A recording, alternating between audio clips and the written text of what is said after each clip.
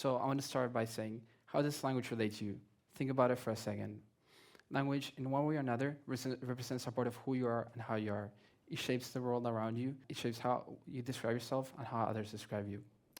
Sure, we can use hand signals or gestures, but how will we know what those gestures mean without language? Even though later on I'll tell you exactly about that. Now, let's take a step back and define language. Oxford says that language is, and I quote, more than words. It is a system of meaning and connection. This also means that language is not just speaking, writing. It is also gestures and signals that we use to connect and convey information. Now, all of this really relates to how language is as a whole. Even in the Stone Age, long before writing or cities existed, humans relied on shared sounds and thoughts to convey information, warn, teach, and survive together. Now, I want to try an exercise with all of you. Try to think of the most unfamiliar language you can think of. For me, this unfamiliar language could be Japanese or Korean. It doesn't have to be like one of these languages, but it can be one of these. So I want you to think of a version of yourself that is speaking one of these languages. Keep the physical appearances the same, your height the same, but imagine this person that is speaking an unfamiliar language. How do they react to different things? How do they convey information? How do they socialize with their friends? How do they joke?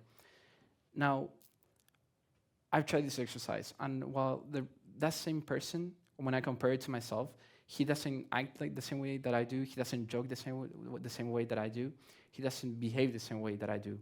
And this proves that's not a bad thing at all. It actually proves something that is really important, and that is that languages are the building blocks of identity. They affect how we are and who we are. Now, first we define language. Now let's define identity. Identity is the fact of being who or what a person or thing is. Now, this is really important because identity is not just a label. It is a combination of experiences, behaviors, and pretty much how you are as a whole. It is not your face, it is not your name, or even who you are by authorities. It is how you are. It is how you talk with somebody. It is how you joke. It is how you sleep at night. It is how you have dinner with your family. All of that is a really big part of identity. So for me, in my case, I lived in the United States for 3 years, and that experience deeply shaped who I am and how I am today. When I first moved there, I didn't have incentive to, before I moved, I didn't have much of an incentive to think about the United States because I lived in Argentina, so what would I think about such a faraway place with no incentive? Why would I even think about that? So I spoke English before in Argentina, but I didn't speak outside of class. So that culture was completely strange to me. So when I moved there and I started learning and I started communicating with people and friends, I realized a lot about their culture indirectly, but little by little, I started adopting new hobbies. I started listening to different kinds of music. I started hanging out in different places, and that really shaped who I am today and how I am. Now, all of this really affected me in a way that is super good because I started realizing that my identity was made up of two parts, my Spanish and my English identity.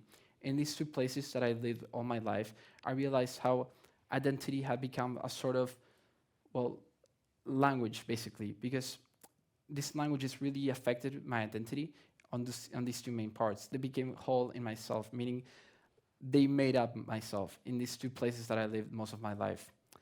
This really proves the point that for me, when I speak with my Spanish friend, I do not speak the same way that I speak with my English or Russian or British friend. The way I speak, the way I connect, the way I convey information, and the way I behave is not the same at all. So it really shows how identity is really affected by languages, because it is how I connect, I listen to different kinds of music, I do different things with my different friends, and that really goes out to show how language acts as identity's building blocks. So when you live here, maybe you'll go out and listen to a podcast, maybe you'll, I don't know, go watch a movie, maybe you'll just go out to the bar and have a drink with friends. How does the language you're speaking affect? Meaning, how does your friend telling you something to pass you the water, how does that mean? How do just air and words become instructions and something that your brain does automatically?